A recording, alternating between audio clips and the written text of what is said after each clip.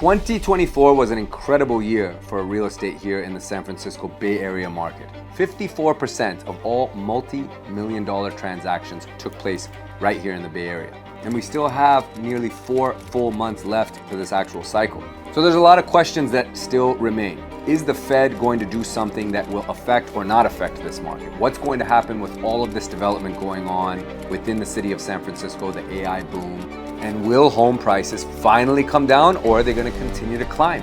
What's going to happen with inventory?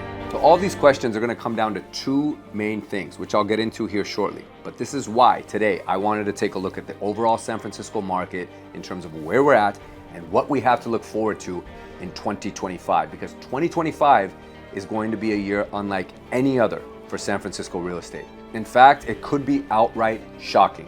So welcome back to this very important topic, guys, and I appreciate you tuning into this video. My name is Arjun Dhingra. I'm a 24-year veteran of the mortgage industry, a 2-time Taekwondo world champion, and a resident up in Marin County, but I work here in San Francisco every day. And I've helped thousands of people move in and out of this market and make smart mortgage decisions. So if I can help you at any time navigating a move to or from this market, please reach out to me on Instagram at Arjun Mortgage. And me and my team would be honored to assist you in any phase of that process. But I create content like this regularly right here on YouTube to help people make better decisions when it comes to the home buying process. So if you like this video, please make sure to subscribe to my channel if you haven't already, and give this video a thumbs up so that we can reach more people like you with effective and important content like this. So I mentioned earlier that this is all going to come down to two main areas or topics: the election and the overall economy, or EE. So let's first start with the election, because that's a hot button topic and it's on everyone's minds. And I'm not talking primarily about what you would think, meaning the federal election or the race for president. Yes, that has an impact on the overall economy, no doubt. And it's going to change the social and policy discourse here in the United States, potentially forever. So there are high stakes and consequences that are coming with this presidential race between Donald Trump and Kamala Harris. But the reality is, here in the Bay Area, presidential elections have not had a massive impact or swing one direction or the other with what happens to real estate specifically. Yes, other parts of the country have been impacted, but San Francisco and the surrounding Bay Area specifically continue to just hum along. And the day after the election, it's back to business as usual. What I'm talking about specifically here in San Francisco are local elections, and specifically the race for San Francisco's mayor. The current mayor, London Breed, resided over this city with her leadership throughout the entire pandemic and also during the reopening. And while nobody had a perfect blueprint for how to deal with a global pandemic, some cities just did it better than others. And I don't think it's arguable at this point that the mayor of San Francisco had some serious missteps that have had major consequence and even finality on various industries and businesses here in this market. Many people have left San Francisco because of the major uptick in crime. And while it is reported that crime is down, we are only talking about reported crime. Crime is still quite high in San Francisco. It's just that not all of it gets reported. Now, this is not to tell you that San Francisco is a terrible place to live, because I believe in this market and will always believe in this market. I've invested in it and I will probably do so again.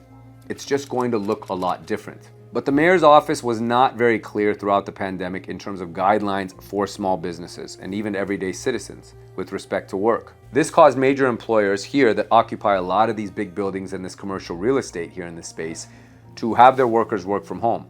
And they did so for long enough that now a lot of those workers don't want to come back to work. So while employers are telling their people to come back into the office, a lot of these people are saying, no, I don't have to and I won't. And in a rising interest rate market, coupled with people not actually coming back to the office, you've got a lot of space that's sitting empty and a lot of buildings that are not worth what they once were. Many small businesses have closed because they were just unable to make it during this time, mainly from people moving out, but also from being forced to shut down and not getting the assistance that they needed during a very troubling time. And some of the social issues that have plagued this city over these last few years with respect to homelessness, crime, organized retail crime, runs on stores such as Walgreens, and the decriminalization of theft in a general sense have not left people feeling safe being downtown. It's affected tourism, and it's forced many major retailers to leave this market. So this has all happened on the mayor's watch, and a lot of people criticize me for being too hard on this mayor, but I understand the principle and the premise of what is called the price you pay for being in charge. Whoever's behind the wheel when you get in an accident is always to blame. Whether it's right or wrong, or you agree with it or you don't, that's just the way that it works. And we've had leadership that's been behind the wheel while San Francisco has ended up in the state that it's in. Now, there are a lot of very good candidates that are currently seeking to replace London Breed. And London Breed herself is actually seeking re-election. Many of the candidates have fresh perspectives and are approaching this race with a fix the crime problem stance first, so that we can bring businesses back and make people feel safe about being in San Francisco again. I think this is a welcomed rhetoric and a dialogue that needs to stay at the forefront and ultimately should be the most important thing. Because if safety can somehow return to this city, and if crime can be reduced, and businesses feel welcome to actually coming back and are incentivized to do so, let's be honest, I think we'll see a wave of people want to live back downtown, and the culture and way of life will be restored. But as of right now, that's a little bit shaky. Now, there is the $5 billion makeover plan that London Breed has been in charge of and initiated, which is a good thing. This has created or spurred a lot of redevelopment and rebranding to major areas of downtown San Francisco, including mixed-use communities, all with the hope and purpose of bringing San Francisco back to pre-pandemic economic levels. But since a lot of the tech companies have left this market and left many buildings vacant, there's been a replacement of a lot of that office space. Not all of it, but a lot of it, and that's due to the boom in AI. Some previous videos that I've done here on YouTube talk about this very topic and how much money has been invested in bringing AI companies to San Francisco. And let's be honest now, San Francisco is going to be the AI capital of the United States. And this is a great thing for real estate and the overall economy here in the Bay Area. So there is a lot of hope and renewed optimism that all of these AI companies that have come in and taken out major leases and occupied what were once empty buildings or floors of buildings is hopefully going to kickstart some economic activity here, and also hopefully create a little bit of a domino effect in bringing people and more businesses back to this area. So San Francisco's plan is to keep building back and create a little bit of a newer type of tech hub, mainly anchored by AI, and bring more people and businesses back into downtown. And with more people coming back, we'll see more businesses hopefully open or reopen, more people taking out leases and wanting to buy real estate downtown and create a new way of life, or fill the enclaves or these amazing and historic neighborhoods. And we're already seeing some of these changes actually start to take effect right here in front of our eyes. But the question is now that it's happening, and as we're rounding out this year heading into 2025, is can this be sustainable? Will this continue? And this all hinges on the second E that I talked about, which is the economy. Now, under the economy comes a lot of things. The job markets for one, the wave of businesses that are going to come in here and open up shop. Will the gig economy continue to thrive here in San Francisco? And will businesses or conferences that once used to call San Francisco the home for their major events actually return here? All of this will have an impact on real estate, no doubt. So what are all the recent reports saying about what San Francisco and its real estate market are going to look like in 2025? The first thing that we need to acknowledge is that the commercial market is really starting to show some cracks or significant pain. Commercial values have declined significantly, and the available inventory is now far outweighing the actual demand for such property. San Francisco is likely going to be the hardest hit US city when it comes to its commercial market, with declines being anywhere between 30 and 40% from 2023 all the way through the end of 2025. And this just comes down to demand. Remember all those empty office spaces I was talking about? AI can only absorb so much of them. So while there is a little bit of a recovery or a wash in some areas and with some numbers, the vast majority of office space in San Francisco still remains empty. And there's no sign that that's going to suddenly change overnight. But do we think that there can be enough of an AI boom or more companies coming in that can shore up that difference? Tell me what you guys think in the comments, if you think that's realistic or is that a pipe dream? The current office vacancy rate sits just under 32%, which is record-breaking for the Bay Area and the history of San Francisco. And that could go up, especially with a lot of the significant retailers that have chosen to leave downtown San Francisco, such as Macy's, Banana Republic, and many others, sadly. And then there's remote work. What role does that actually play in this? A lot of employers, as I mentioned earlier in the video, have told their workers that it's totally fine to continue working from home, but now are trying to do this about face and say, get back into the office. And many of those workers have their arms crossed and say, there's absolutely no way I'm coming in and you can't make me do anything. Now that's a bit of a San Francisco problem, and that's unique to this area, and we won't get into what causes that or why it is that way, but it's a real issue because it not only has an impact on the commercial property value where these offices or buildings are, It also impacts the neighborhoods because a lot of these workers ended up leaving this market to go work remotely from somewhere else where they had more space or they were able to buy an entire home with a yard. And the current climate isn't exactly inviting them back. So there's a little bit of a ripple effect on certain neighborhoods where there's a little bit more rental inventory available because of people that left during the pandemic and didn't actually come back. And that hurts these neighborhoods and ultimately those small businesses that serve those neighborhoods. So when there's less demand in a city, you see a decrease in rental values or rental amounts. Now, it should be noted that the ownership side of the equation has been doing quite strong when it comes to single-family residences. Any house that comes on the market in San Francisco is usually gone quickly. And in many cases, it goes for over the asking price. That's because there are so few homes and they're worth so much because you're actually getting the land and you have a little bit more space and you have the autonomy to do something with that property in the long run, that these properties ultimately sell like hotcakes whenever they come on. Apartments and condos have been a little bit of a different story because many people consider that to be expendable, meaning if they're happy in it, great, 1 minute, but if something happens, they abandon it and it's very hard to replace that tenant or person that was living there. So let's think about why people actually wanted to live in San Francisco previously. It was because they wanted to have close proximity to where it is that they worked, using public transportation or being able to walk and get that big city feel and all that excitement and energy that comes from being in a place where you're walking the streets and feeling all of that ambition and excitement amongst everyone else going to work too. But with all these working conditions having changed and many people not actually living in the city, it is very, very different now. So neighborhoods have changed as a result of this, and I think they're going to continue to change in 2025. So let's quickly recap the economic factors, because I said election and economy are ultimately going to be what determines this, and we already touched on the election and what needs to happen. But when it comes to the economy or the labor market here specifically in San Francisco, tech market layoffs hopefully being offset due to the fact that AI is coming in and hiring a lot of people will, fingers crossed, prevent a downtrend in home values. Because if more jobs are coming back, there's more people looking to rent or own something. And that's going to be the lifeline of keeping this city quite vibrant and maintaining high property values for those that already own.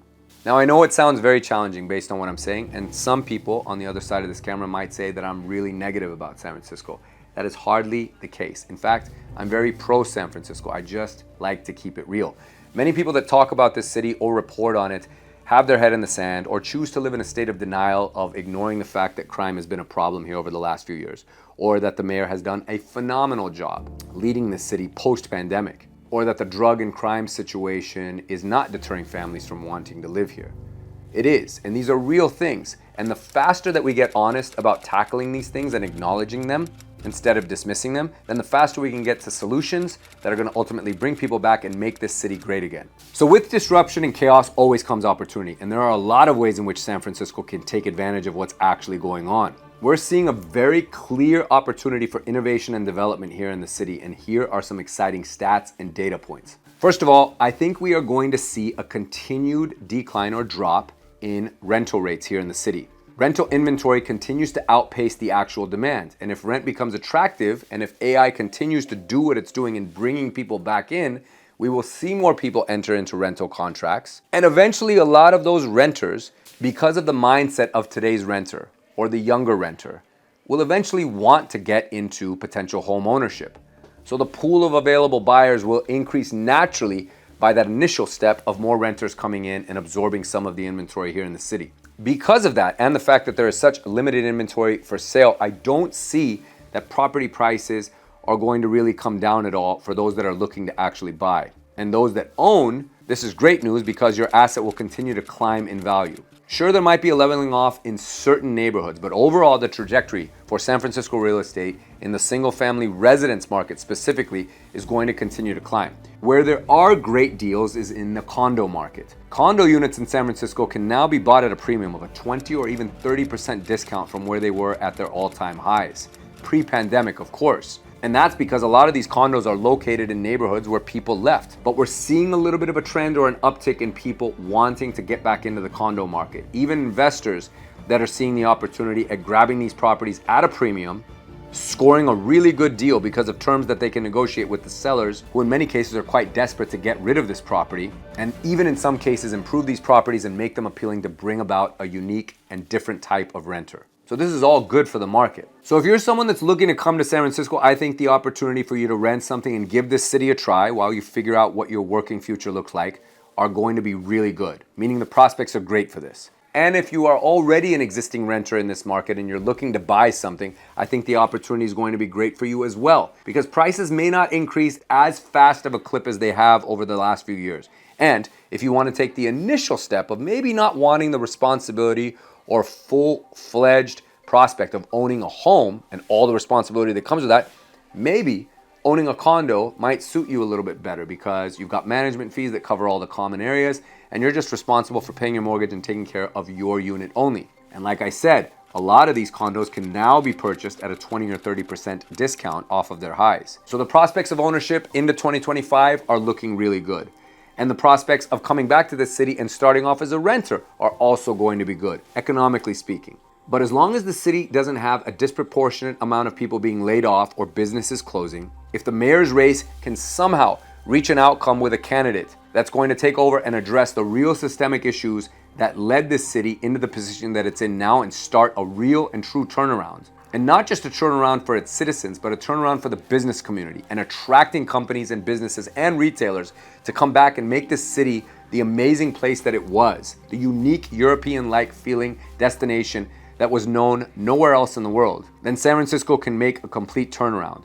And the prospects of owning real estate here can be something of pride and of significant economic upside. So while I pointed out a lot of negative things and things that some people might consider to be a little bit dark and dismal, the prospects for San Francisco, I want to conclude and be very clear on, are all good. Foreign investment, high land cost, a strong overall job market if it can continue at the pace that it's at, limited supply, and a desirability to live in such a unique and one-of-a-kind city in the United States are all ultimately going to keep San Francisco on the right pathway. And although it'll never look the same or what it was pre-pandemic, the new form of it could be very exciting and attractive. And on the other side, I think for 2025, we can absolutely expect a decline in commercial real estate and a major uptick in vacancy, particularly in the office space. But the residential market will absolutely be adaptive due to the fact that developers are really trying to create product and bring about inventory to this market that meets consumer and buyer needs. But something that we can absolutely look forward to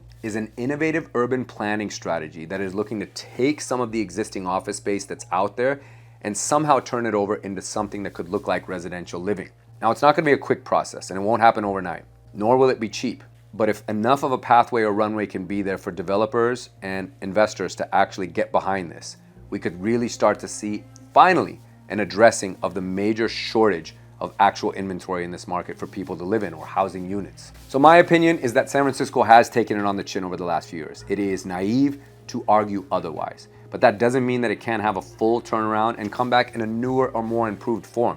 And I'm betting on that. I think that after we get through this federal election, but more importantly, the local election, and we do elect a new mayor here, fingers crossed, that San Francisco will finally start to address its real problems and also put its small business community and local citizens first, as it should have, to make sure that a strong way of life here can be somehow resumed. Because one thing is for sure, there will be ups and downs in 2025 and we don't know what the economy will look like or what final form it will take. But the thing that is undeniable is that this city of San Francisco is still a major hub. It's still a destination. It is still sought after by international travelers and people within the United States that want to see the beauty that this place has. And if you are looking to relocate here, there is no better time than the present because of the opportunities that I outlined in this video earlier. So if you are looking to move to San Francisco or the Bay Area in general, and you want a good strategist and someone that's on the ground here, understands this market, has invested and sold property here, please reach out to me because I want the opportunity and the honor to be able to help you with this. Whether you're looking to invest in it and have an actual rental property of your own, like so many people are doing right now, or you currently live here and you want to find a way to get into an ownership state so that you have a piece of this 7x7 square mile gem of this world. So if you have interest or if I can be of help to you in any way concerning real estate here in this market with connections or direct service, please send me an Instagram DM at Arjun Mortgage. I answer all of my own DMs personally, and I would be thrilled to assist you in any way that I can. We will watch and see the outcomes of these elections and what happens with the overall economy as we head into Q4 here and springing into 2025. But it's going to be an interesting year for real estate here in San Francisco, no doubt. I will continue to monitor all the updates that are actually going to have an impact on this market for the rest of this year and heading into next year. Thanks for watching this video. Please make sure to subscribe to this channel. Give us a thumbs up if you enjoyed it. Leave us a comment if you either agree or disagree with any of the points that I brought up. Even if you don't like my bomber jacket, you can feel free to drop me a line on it if you think I need to mix it up in the way of color. And I will see you guys on the next video.